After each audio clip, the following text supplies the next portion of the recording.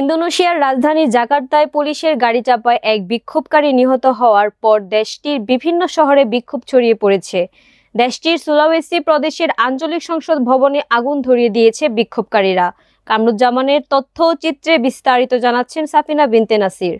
ইন্দোনেশিয়ার রাজধানী জাকার্তায় পুলিশের গাড়ি চাপায় এক বিক্ষোভকারী নিহত হওয়ার পর দেশটির বিভিন্ন শহরে বিক্ষোভ ছড়িয়ে পড়েছে। দেশটির সুলাওয়েসি প্রদেশের আঞ্চলিক সংসদ ভবনে আগুন ধরিয়ে দিয়েছেন বিক্ষোভকারীরা।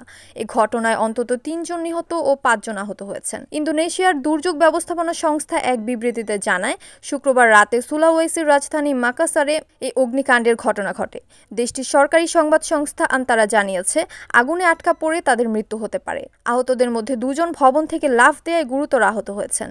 জীবনযাত্রার ব্যয় বৃদ্ধি ও সংসদ সদস্যদের ভাতা বাড়ানোর প্রতিবাদ এবং রাজনৈতিক ও অর্থনৈতিক সংস্কারের দাবিতে বৃহস্পতিবার রাজধানীর জাকার্তায় পার্লামেন্টের বাইরে বিক্ষোভের জন্য জড়ো হন কয়েকশো মানুষ। শিক্ষা বাজেট ও সরকারি স্কুল মিল কর্মসূচি নিয়েও তারা অসন্তোষ প্রকাশ করেন। শুক্রবার তা সহিংস রূপ নেয়।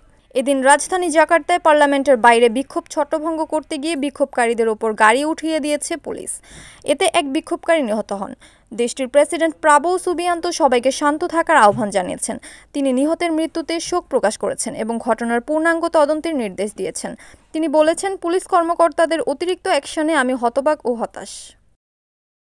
Kamruzzaman Kamrul, NAN TV news desk.